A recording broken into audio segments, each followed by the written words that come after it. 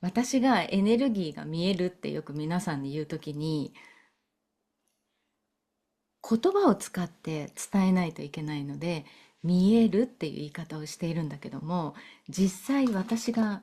エネルギーが見えるって言った時の感覚って、この人間で言ったら五感の匂いの方に近いんですね。なんかこう、カレーの匂いとか、コーヒーの匂いとか、例えば、あ、玉ねぎを炒めてる匂いだなとか、なんかそういうのってね、わかりますよね。コーヒーの匂いも勉強して習ったわけではなくて、実際にその匂いを飲んだことあるとか、匂いを知っているから、こう、ふーっと来た時に、あ、コーヒーの匂いってわかるじゃないですか。そんな感じで見えるっていう方が実は近いのね。でも、このスピリチュアルっていうものがこう一般的になってきた時に、あれ、私が見えている領域ってスピリチュアルって言われる領域で、なんか特別な能力みたいに思われて、これって私が物心ついた時からこの世界が当たり前のようにこう存在しているのと、この世界がね、同じように、この匂いのね、このエネルギーの領域も同じぐらいの領域で見えてる、見えてたんだよね。だから、これってみんなが見えるものだと思って生きてきて、10歳ぐらいの時に初めていろんな経験から、あ、もしかしてこのこっち側ってみんなないのかもしれないっていうところから、いろんなことが分かってきたっていう人生の流れがあります。で、今もこの世界って例えば、そうだね、こうボールペンをこう持ったら、これをみんなにシェアしたら何も言わなくてもペンってわかるじゃないですか。でもこれがない状態でこういうふうにしても、この世界ってなかなか伝わらないよね。だけど、このボールペンを持ってるのと同じより、この世界よりももっと大きな領域で存在する世界なんですよ。エネルギーの領域って。で、それが生まれた瞬間に、瞬間はまだきっとみんなあると思うんですよね。生まれた時って思い出してって言ってもみんな思い出せないと思うんだけど、でも後からマテリアルが発達してきて、あとはいろんなこの世界でいろいろ見てきて、あ、生まれる時って洋服は着てないなとか、生まれる時ってみんな記憶がそんなないなとか、だけど親からの言葉とかで想像して、自分が生まれた時はこうだったらしいよとか、もしくは自分が出産という経験をして、あ、子供が生まれるってこうなんだって後でマインドでわかりますよね。マインドと経験でね。でも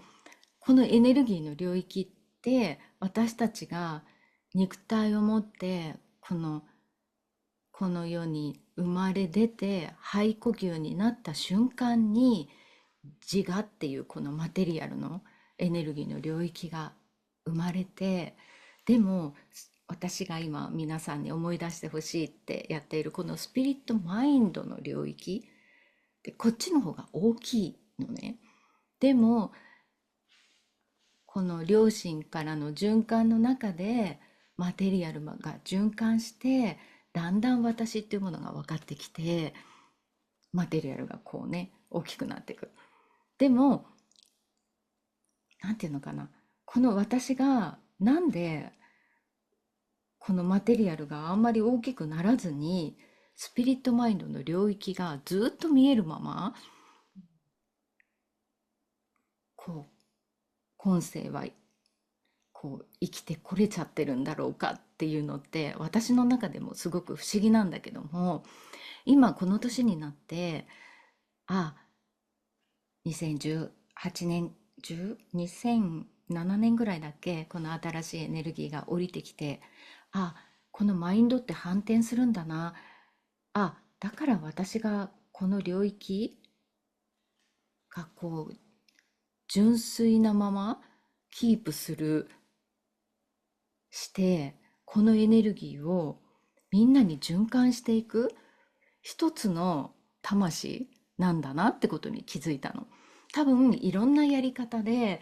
その循環している人はきっとたくさんいるんだろうと思う、いるんだよね。だけど私は、マテリアルが発達してないから言葉でうまく説明できないのと順序立てて説明できない。だけども純粋なままこのままでいることで皆さんにこのエネルギーをこの見えない領域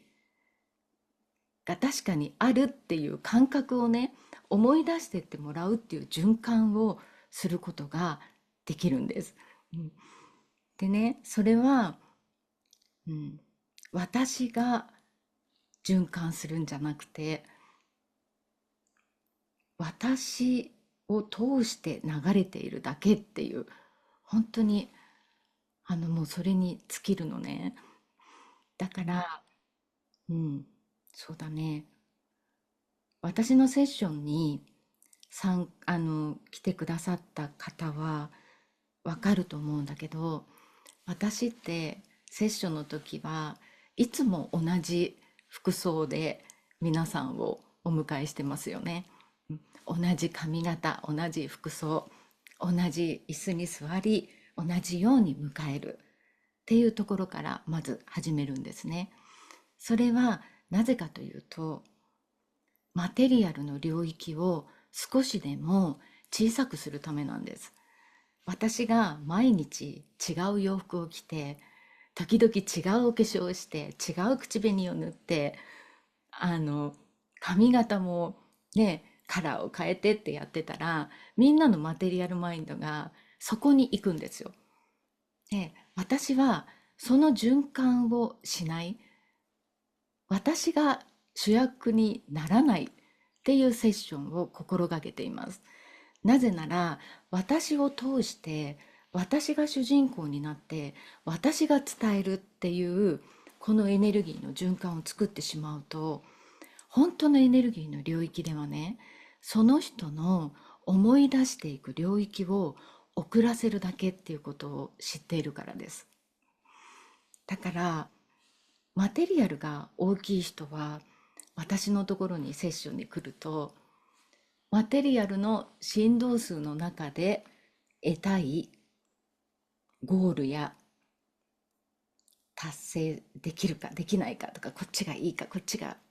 どっちがこっちは良くないかとかね、そういう答えを私は伝えることができないので、必ずそういう方たちは私のセッションは1回で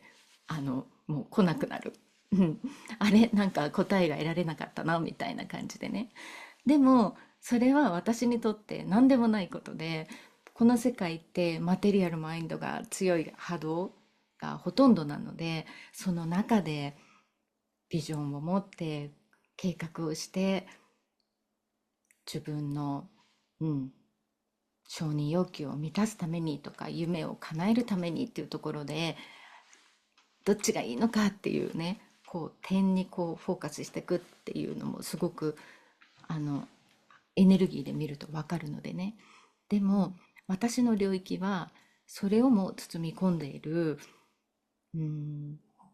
自分で決められない領域、起きてくる出来事に自分がどうどの振動数で見れるかっていうところを、そのスピリットマインドの領域で見れるようにっていうところだけにエネルギーを皆さんと循環しています。うん、だから私はいつも同じ洋服っていうねところの話につながるんだけど、そんな感じです。ですからツアーとかでね、私がこう今日も普段の格好してるけど普段着を着てると久美さんも違う格好するんですねってみんな初めはこう、違和感があるというか驚かれる。うん、驚くよね、みんなね。そんな感じです。うん。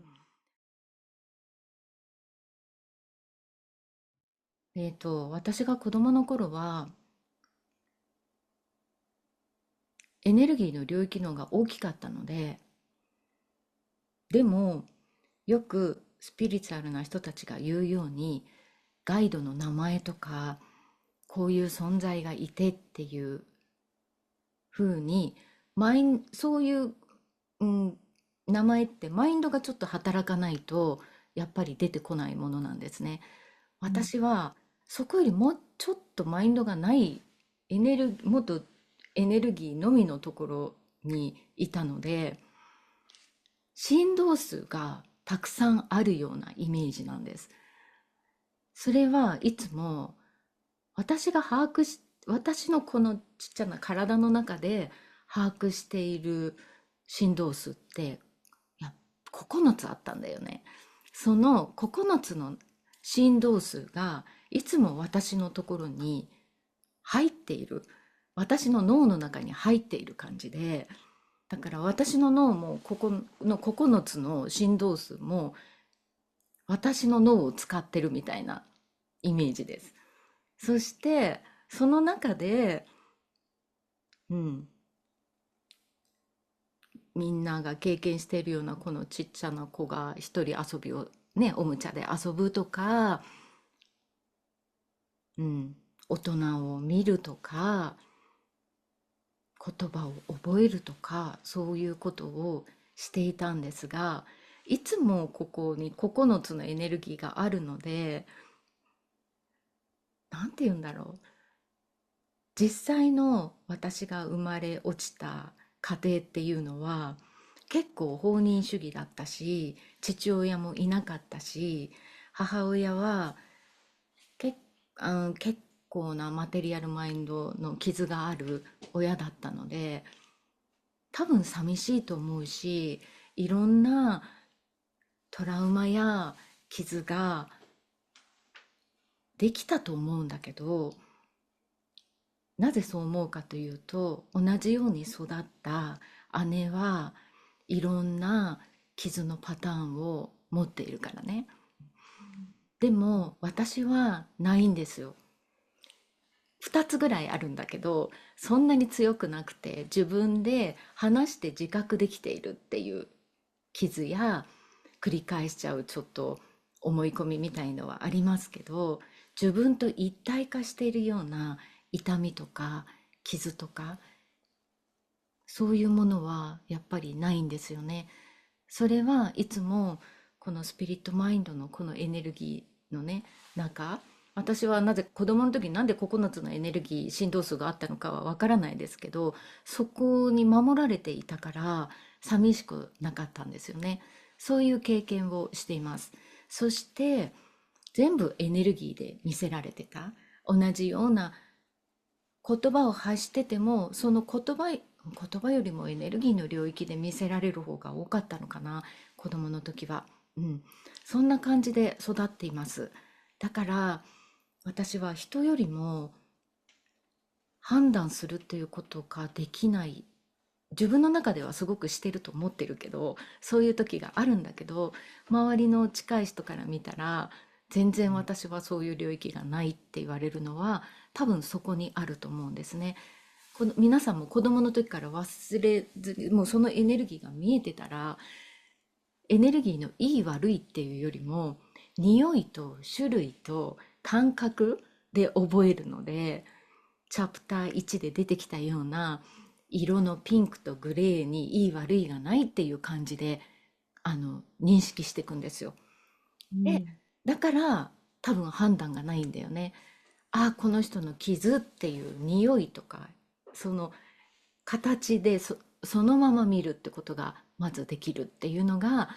私が判断がないって言われるんだと思っています。うん。でもうん、本当に10歳ぐらいの時に授業でちょっと外にエスケープした時に、うん。廊下に大きな鏡があって、その大きな鏡がこんな感じで自分の前にある感じで、その鏡を見た時に、その9つのエネルギー、私の脳の中にいるね、その9つの振動数が、この大きな視点を忘れないでみたいな感じのことを言われて、言葉で言うと時間軸があるんだけど、テレパシーね、それこそね、分かるっていう感覚のところで全部のエネルギーがこう動く感じ。この大きな視点を思い忘れないで。で、これから頭の中にいろんな言葉が出てくるけど、それを楽しんでって、それを楽しんでとか、紐解いてとか、知っていってとか、勉強してとか、なんかそんなような感じのね、ものが来て、えって思った時に、本当に頭の中にね、ものすごいいろんなおしゃべりが入ってきたの。ああ、早く教室に戻らなきゃ先生に怒られちゃうとか、なんか、今日の給食食べられなかったらどうしようとか、なんかいろんな思考が頭の中に一気に入ってきて、え、何これって思って、それが私のマテリアルが優位っていうんじゃなくて、私の中ではね、あれってね、スイッチだと思うんだよね。スイッチをピッとやるのって自分で決められない感じかな。うん。もう試される感じ。もう次はこれだよ。この道だよっていう風に試された感じで私の人生ってくるんだよね。だからそこから今度はマテリアルマインドを学び出して、マテリアルマインドとがこう話す言葉とこのマテリアルマインドのエネルギーとの違いみたいなね、裏と表ですね、要はね。そこをいきなり今度そっちが見えるようになって、ものすごい怖い思いをたくさんして学んで、あ、人間って自分が思ってることと心に思ってることは違うってことや、この本当のことを知りたいと思ってるけども、本当は知りたくないんだとかね、うん、いろんなことが、うん、を勉強するっていうか、その時にいつもエネルギーが見えて、あ、こういう時はこんな資質があるんだっていうことを学んでいきました。だから、うん、多分皆さんは、でもみんなも裏と表ってわかるよね。わかる。ちょっとね、わかんないだけではある。なんか分かりやすい人はいるよね。でもね、うん。この世界になんかこの人、綺麗な言葉言ってるけど、うん。なんかちょっと嫌だとか、なんかそういうのはみんな感じるよね。ううん。ん。と思うんだ。だってもともとマインド、そういうもともとのマインドを持ってるわけだから、ただ自分っていうこのマテリアルマインドを自分と思ったところから、この世界の、アンバランスは始まっているから、このマテリアルマインドを自分だと思っている親に育てられてるわけだし、社会も私たちが生きている次元もそっちがどんどん大きくなっているっていうところで私たちは生まれているから、感じるけど、やっぱりこっちのマテリアル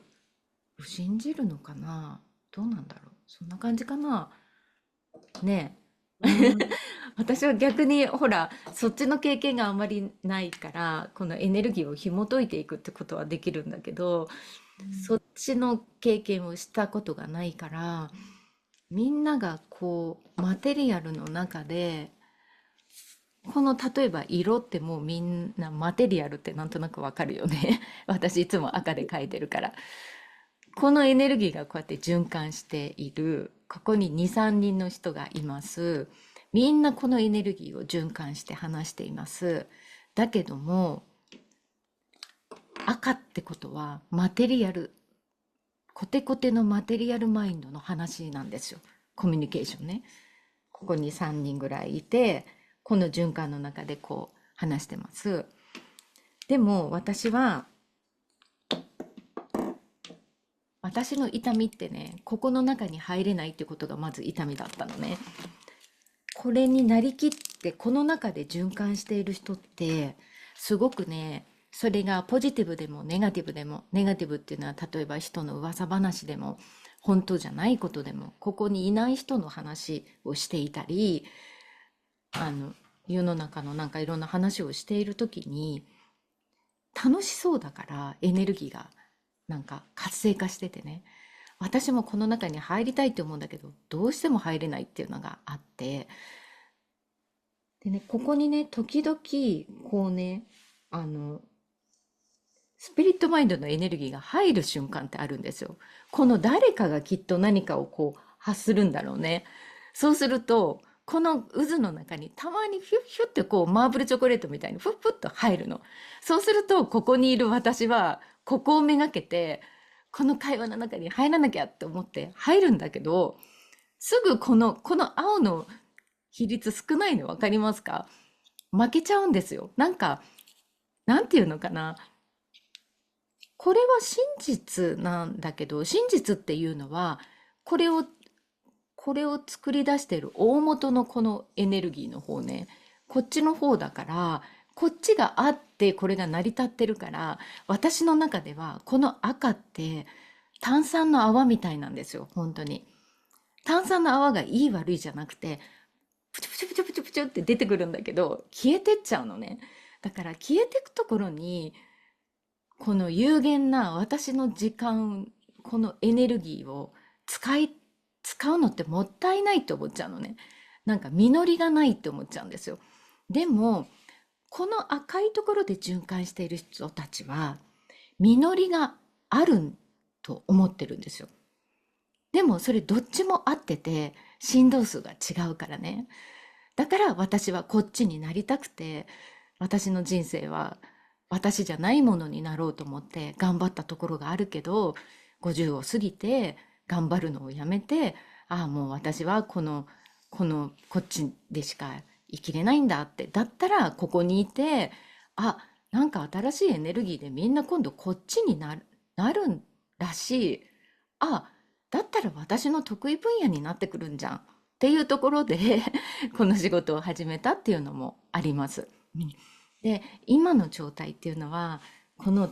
赤いところ、マテリアルの思考っていうのがどんどんほら、チャプターのプログラムで説明しているように縮小されてきてるよね。だから泡もブワッとくるけどすぐ消えちゃう。消えちゃうけど、ここに留まっている人たちは、消えちゃうイコール、もっと確信できる何かを、なんていうの、情報でも何でもつかまなきゃっていうところに行っちゃってる人たちも多いよね。だけど、これはもう炭酸だから、こっちに行きましょうっていうのが、プログラムだね。うん。ちょっと今このプログラムの流れの話になっちゃったけど、そんな感じです。私の流れってどんどんどんどんなんかそれてっちゃうから、初めに何話してたか分かんなくなっちゃうね。今日ね、私、一人でずっと喫茶店にいて、私のチャット GPT に頼んで、エネルギーの領域ってこんな感じなんだけど、画像にできるって言ったらね、ちょっとしてくれて、だいぶ違うんだけど、でもちょっとみんなにシェアしたいな。チャット GPT ってすごいね。なんか、これはまだ、これだ。これって人とか動物とか木とか自然とか、この中に流れているエネルギー、だんだんこうみんなの中に同じように流れてるんだけど、この振動数が違うっていうのがこんな、違うんだけどなんかエネルギーで例えるとこんな感じに近いんだよね。一生懸命伝えてここまで形にしてくれたんだけど、それがこうだんだんこうなんていうのかな、振動数がね、バイブレーションが上がってくるんだよね。そうすると例えば私は人を見たり自然を見た時に、このつながっている感覚のところが見えるんですよ。だからこの世界で形あるものの中に流れている、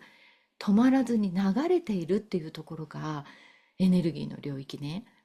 これに、この真ん中に人がいるじゃない。この人にぐーってフォーカスしていくと個人になっていく感じね。だからこれをわーって広げていく、この領域がスピリットマインドの領域。皆さんも思い出していくマインドの領域なんですよ。だからこういうエネルギーの状態で捉えていくと、例えばこれはもうちょっとよりマテリアル的、木とか私っていう人とか、もうちょっとなんていうのかな、個っていうエネルギーの振動数、重い振動数が増えてきている見方で見るとこういう感じです。例えばこれとかも、これは私セッションでその人を見ている時に、その人が話しているところの横で何に反応してるかなってエネルギーを見ていく時に、こういう感じにすごく似てる。人っていうのがただの光みたいに見えてきて、そこにいろんなエネルギーが出てて、私はよく春雨って言うんだけど、このふにゃふにゃふにゃって出てるのが私の中でよく春雨って表現していて、この春雨がいいものか悪いものか、その人にとってね、本質に近いものか近くないものか、手放した方がいいのか良くないものなのかって、よくみんなそこを言葉でやって、マテリアルで一生懸命手放したりとかやってる領域ね。それは私、言葉がなくてエネルギーだけで見るんですよ。さっきの言った匂いね。この匂いっていいとか、例えばコーヒーがこの人に合ってる匂いだったら、あ、これはなんかすごくいい匂い。これはなんか、なんだかよくわかんない匂いが全部一緒になっちゃってて、多分ここだな、なんか、ここを調整したらきっと思い出してくるんじゃないかなとかね。そんな感じで話を聞いているようで実は聞いていなくて、このエネルギーの流れを見ている感じですね。うん、そして例えばだんだん深く入っていくともう人じゃなくなっちゃうんだよね。その人の今問題になっている箇所、よく私はセッションで今気になっていることを何でもいいから話してとか、ちょっと待って、そこはどうしてそう思うのって聞くときって、なんか絶対ここだなっていうふうにエネルギーの振動数をキャッチすると、こう、稲妻みたいにビビビビビビって春雨がなんかちょっと電気を帯びるっていうのかな。そうなると、それでまた何かを話し出すと、私の中でこれだっていうふうに、こうやってエネルギーで見るだけね。内容関係ないんです。この世界はみんな内容で、その内容をどういうふうに思考を変えていきましょうかってするんだけど、私はその手前なんですね。だから、内容じゃなくて、音で内容を聞いてますよ。でもその人から発するその人間が亡くなってエネルギーの中に入っていって、あ、ここだって思ったら、私がそこと、多分私はね、このエネルギー体と同じところにいるんだろうね。マテリアルがないところに行くから、私っていうこのなんか流れてるところで私が見る、つながると、このエネルギーが変わり出すんですよ。で、変わらなかったりするときは、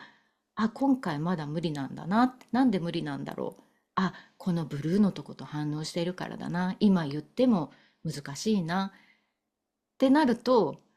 実際の人間が見えてきて、その人間の話を聞いて、大変だね。でも頑張ろうね。みたいな話にしていくっていう、うん、感じですかね。うん。こういうのも、例えばその人のトラウマとかを見てる時って結構暗いところでエネルギーが見えるんですね。でも皆さん見るとわかると思うけど、暗いところでワット数も本当に低いんだけど、綺麗じゃないですか。いやー、怖いって感じしませんよね。私の中ではこのように見えるんです。だから、でもトラウマっていうのもこのエネルギーの状態だけで見たらワット数が暗いから、一個一個丁寧にこう流していく必要があるっていう感じかな。でもこの世界に置き換えてもうちょっと振動数を、言葉が入る、マインドが働く振動数にしていくと、このエネルギーを、起きた出来事をもう一度自分の中で思い起こして、大丈夫って、このやっていくヒーリングとか、あとは自分にその経験を許すとか、うん、自分がその相手にしたことは許せなくても、自分がそこに居続けることを許すとかね、そういうワークにいきなり入っていく、いっている場合がほぼ多いんじゃないかなって、私もあまり世間を見ないからわからないんですけど、うん、そのように感じます。でも本当はトラウマとかこういう暗いものっていうのは、出来事を入れるんじゃなくて、こういうエネルギーで感じていくことを繰り返していった時に、ご自身の中でビジョンが出てきて、そういういろんな無理のない範囲でエネルギーの振動数を変えていくっていうことが、うん、本当はできるのね。うん、でもそうすると、このエネルギーが見えてないとどうなるんですかって、マテリアルマインドの視点から見ると、もちろんそういう質問も今までもあったし出てくると思うんだけど、だからこそこうやってね、イメージするの。イメージしたら、私が言葉を使っちゃうと思い出せないんですよ。どうしても言葉の領域だから、一番はエネルギーの領域で、ビジョンでこれを感じて、愛の呼吸の中でその自分の今感じる痛みとともに呼吸するっていう、うん、それがビジョンで見てくださいっていうところでもあるんですね。だからこの痛みそのものになるんじゃなくて、愛の呼吸をやる人はこのもっと大きいところ、それに、今日ジェフリーが玉作ってくれたんだけど、こうやってこの玉をこういうふうに置いて、この痛みをここで感じるっていう、話すっていう、そのね、エネルギーを話すっていうところまでが、このプログラムでと毎日の実践とか、こういうねメンバーシップの中で、それを自分の中で確立していくとか、つながっていく、思い出していく、気づいていくっていう自然な流れをね、あの皆さんに循環してつながっていくお手伝いをしたいなっていうのが、うん、私の、うん、思いっていうんじゃないかを使われてるところなのかな。うん、そんな感じですかね。うん、ちょっとこれいろいろあるんだ。本当にいろいろ作ってくれたんだけど、これもそうだし、こういうのもそうだし、どれがみんな違うのね。で、来るたんびに違うの。だから、あなたの過去性はこうです。例えば私と泉ちゃんだったら、私が過去性を読む人で、ああ、私と泉ちゃんは、ちょっと私出てこないけど、すっごく細かく言う人っているじゃないですか。うん。何世紀のどの時代の時に夫婦として生まれてきてとか、うんそこでうんうん。こういう傷があってとか、うんそれも私の中ではそれがなくて、なぜなら今、じゃあ例えばこれが見えてるところの左側の赤い渦のこのエネルギーの一部、この性質の中には、などのくらいの数の人生の自分の意識のが循環してきたパターンが含まれてるかって言ったら、もうね、言葉で言えないぐらいのエネルギーが入ってるんですよ。その一部をね、こう取って、この過去性がって言えないんですよ。なぜならエネルギーって止まってないから。常に動いていて、その一部を撮るってことはもう写真で収めちゃった、なんて言うんだろう。このいろんな過去性があって、この過去性の中に同じことを何回も繰り返しているから、この流れができてるんですよね。だから限定できないんです。だから私がよく過去性やのつながりは、つながりや先祖の、なんて言うんだろう、何、何代かの先祖がこう成仏していないとかね、そういうのもそこに気にしだしちゃったら、ものすごいちっちゃな人間の力でどうにかしようっていうエネルギーの中に入っていっちゃうんですよね。だから今っていう時にいたら、今の自分を見たら、どんな過去性、いっぱいある過去性の中でどれだけこんなような思考パターンを繰り返してきたかっていうのは分かるはずなのね。今の自分を見てたら。今の自分を見てたら、どんな人が周りにいるか、そして自分はどんな思考や考えを当たり前のように使っているか。うん、それも今を見てたら分かるよね。ご先祖様も、もし成仏していない人がいるんであれば、今の自分がパワフルなんだから、今の自分がありがとうっていう光を当てたらいいよね。ご先祖、何代目かのご先祖様に光を当てるっていう、そんなマテリアル的な、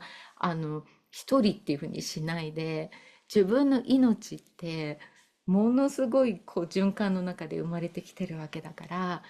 ご先祖様一人一人が光に向かって、全てのエネルギーが成仏、あの、成仏されますようにありがとうって毎日お祈りしてたら、それは誰がじゃなくて、全部のエネルギーに光が当たるよね。うん。そんな感じで自分の意識を大きくしてほしいっていうのがある。うん。そしたら、より個人的なこのマテリアルな世界の中で解決していく、マテリアルの循環に居続けるんじゃなくて、もう一つの忘れていた大きな視点から、本当に今を全部見て、今っていう時にいたら、自分が反応してるところから、あ、ここだ、これが繰り返してるパターンだ。よくわからないけどずっと繰り返してるのね。それぐらいの理解で OK ってことがだんだん分かってくる。うん。だからこのスピリットマインドをね、思い出していく過程にいる皆さんは、ぜひその視点をね、マテリアルマインドに、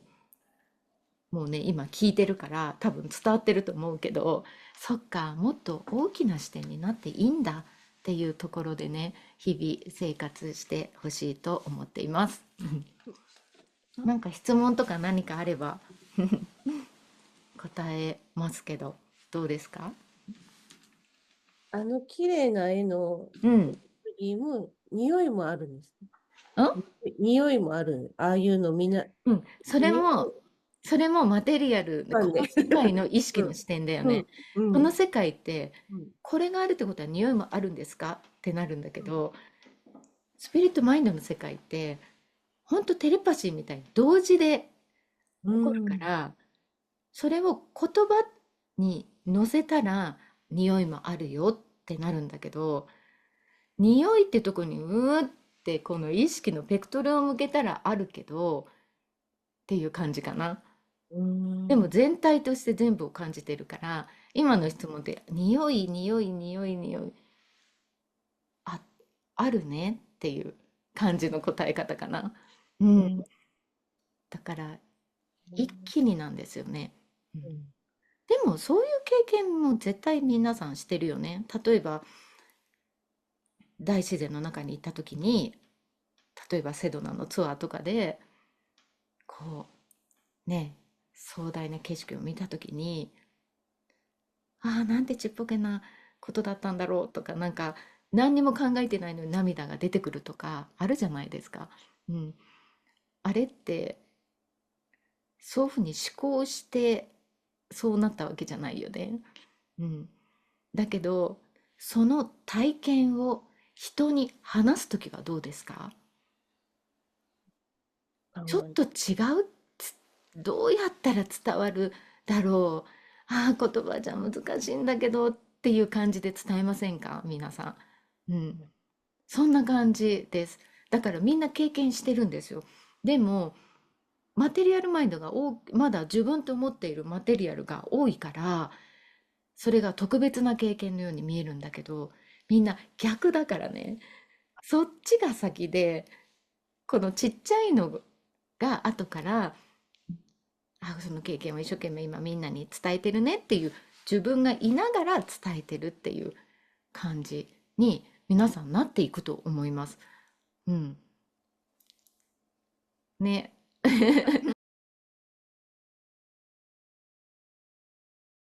あとなんか何を話したらいいですか？なんか私はほら話していく中でどんどん忘れていっちゃうからあの本を作ったことによってかろうじて記憶で覚えている繰り返しをしているだけで、チャプター1とか2とかはね、2004年だか5年に作ったものが残っていたから形にすることができたけど、あれ形にしないで話してるだけだったらもう完全に忘れてる領域だからね。こうん、の新しいエネルギーのことってみんな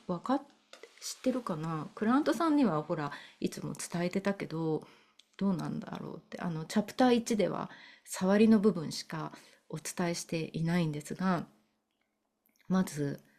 新しいエネルギーになると、うん、まあ言葉にしないでまず伝えていくね。初めに言葉として降りてきたものって180度真逆になる。南が北、北が南。肉体の周波数は合わなくなる。物質的なものが続くことが難しい。見えない世界が主役になる。だから180度真逆っていうね。それで今まで自分だと思っていたものが脇役になる。で、あとは、これは本当に恐れないで聞いてほしいんだけど、新しいエネルギーによって見えない世界、だからスピリットのマインドでこの世界を見るようになりますよね。そうすると、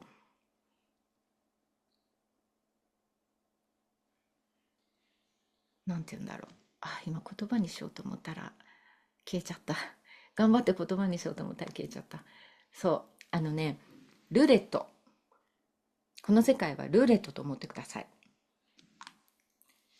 ルーレットの玉が止まったところに災害が起きます。それはこの地域が良いとか悪いとか、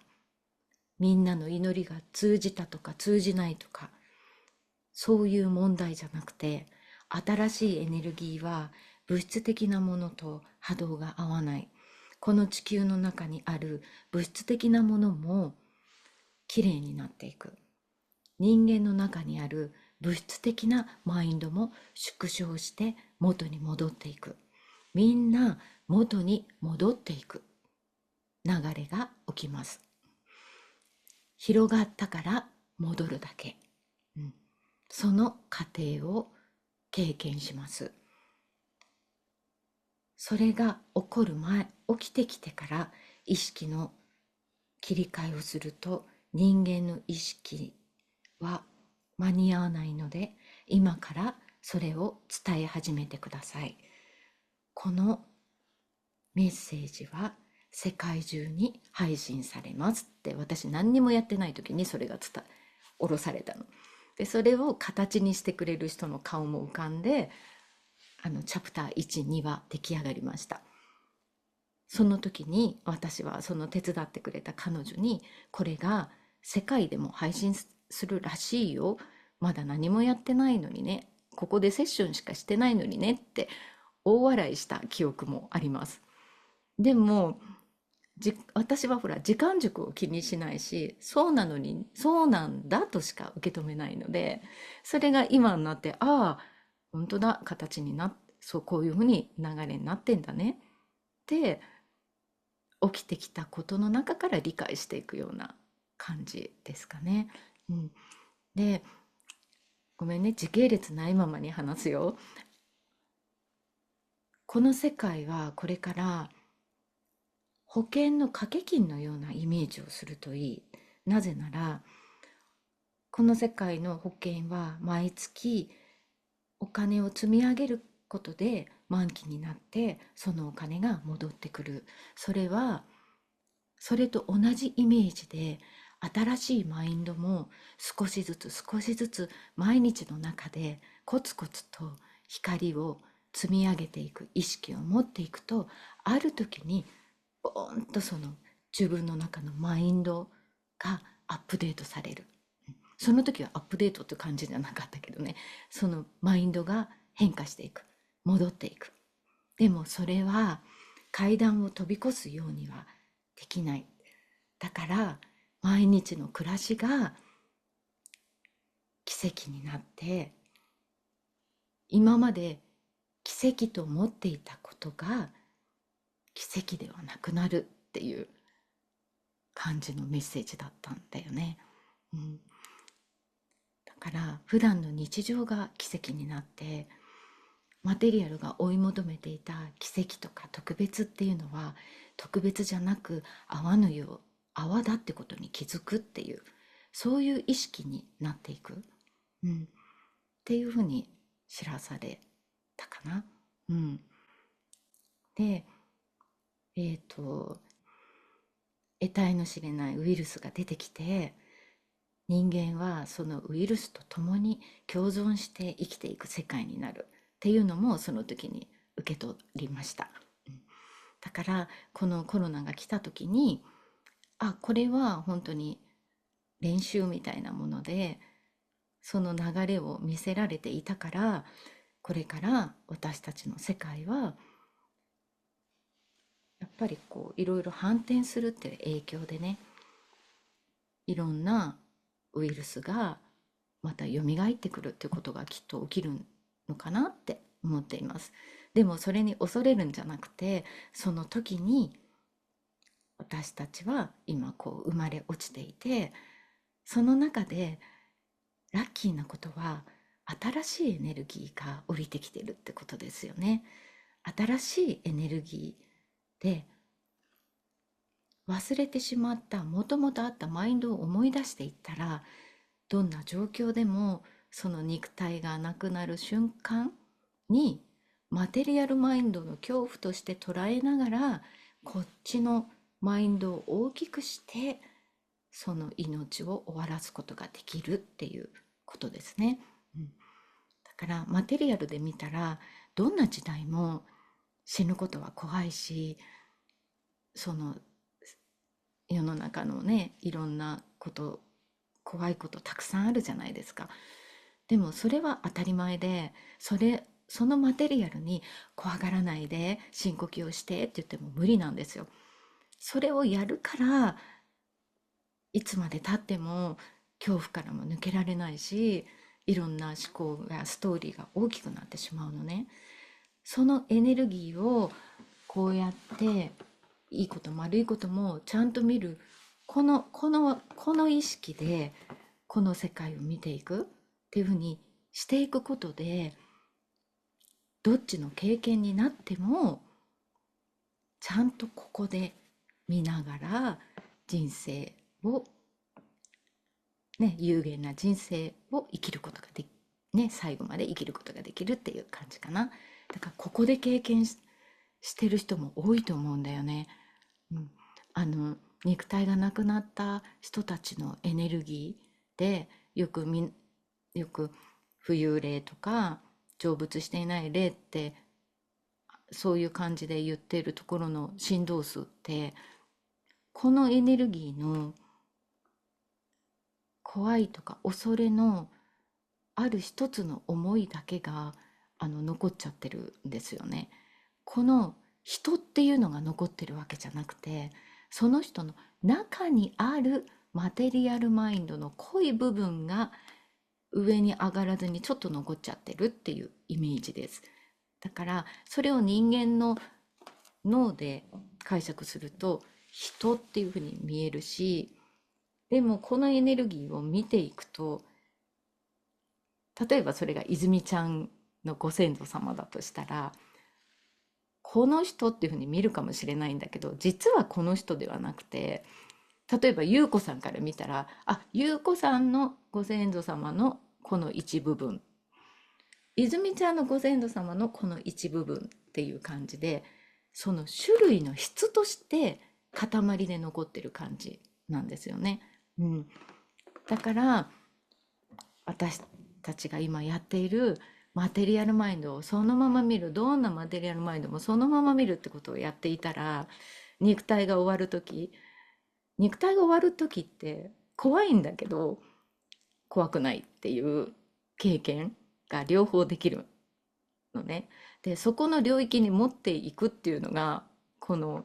プログラムの循環なんですよね。だからマテリアルマインドのここにフォーカスしてるわけじゃないっていうのは、私が見せられた部分でこの世界がいつまでもこの状態ではないっていうことを知らされている部分もあるので、だからこう皆さんに一人一人が、家族の中の一人がスピリットマインドになったら、その循環が必ず広がっていく。それがお子さんにも広がって、お子さんの中のスピリットマインドが恐怖から抜け出す。そのマテリアルなこの世界でいろんなことが起きた時にね、うん、それはもうなんていうのかな、考えたところで防げないことってあるじゃないですか。うん、その状況をも受け入れてスピリットマインドになるってことが、恐れに好きにさせずに生きていくってことでもあるんですよ。うん、だからみんなちょっと今考えてみて。自分が死ぬ時、こんな風に死にたくないなってあるよね、みんなの中で。絶対嫌だなってあるよね。じゃあその嫌だな、こんな風に死にたくないなっていう死に方をした方も同じように思ったっていうのもわかるよね。うん、だからマテリアルで見たらそうなんです。どんなに願っても自分が命を終わる、自分の命が終わる時は自分で決められません。でもそれを知っているから、それをね、中和させていくんですよ。その流れをあの皆さんに循環してる感じなんです。こういう話ってね、今する必要予定じゃなかったんだけど、なぜか出てきてるので話してますけど、きっと今日聞いてくださってる皆さんはきっとその視点で見ることができているからなのかなって思います。うん、本当に自分が一番恐れている、嫌だなっていうこの恐れ、その死に方の恐れが根本として私たちの日常に悪さをしてきますから、それが根源なのでね、そこでその嫌だって出てきたら、そのマテリアルマインドに言ってください。この世界は50-50だから、そうなる可能性もあるよねって。うん、だけどその時にスピリットマインドの光の中で体験できるようにしてください。もし私がそうなるんであれば、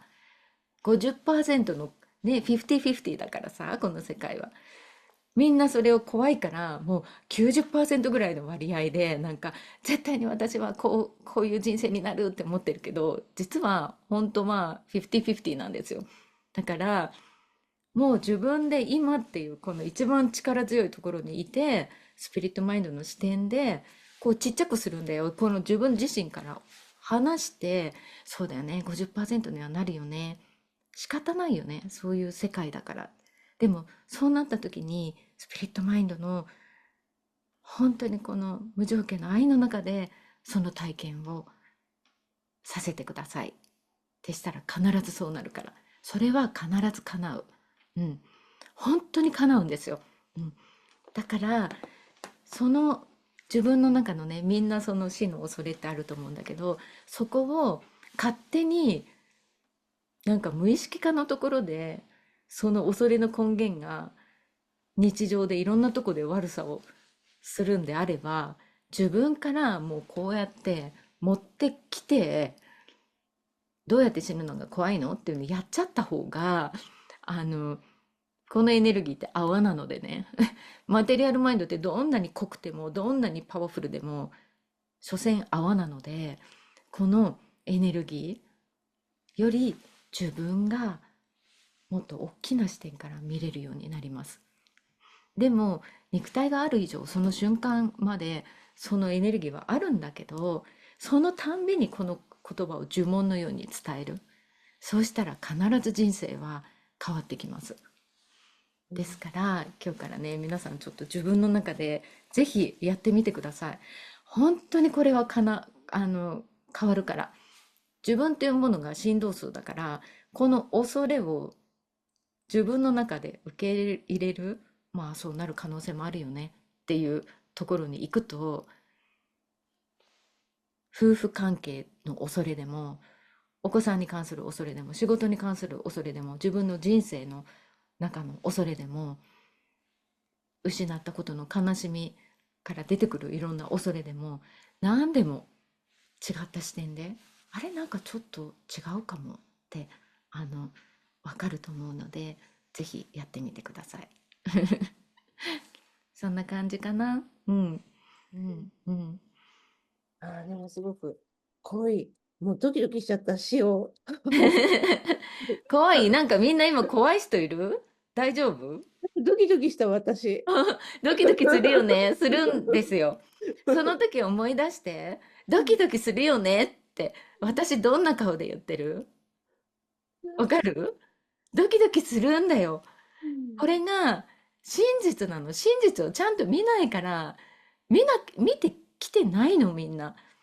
エネルギーが見えないってそこはすごくいいところでもあり、ごまかせるところでもあり、いつまでも得体の知れない恐怖で人生がなんかあっちこっち行っちゃうっていうのはマイナスだよね。私はそこがない、あっちこっち行っちゃうってことはまずないよね。でも、そういう本当に嫌だっていう、見たくないっていうのを子供の時からやっぱりエネルギーの領域で見せられてるから、やっぱり訓練なんだよね。だからその都度その都度見ることによって、わあ、その瞬間は確かに怖いけど、こっちに入ったら出すってことができるようになるから、うん。もうマテリアルの恐れは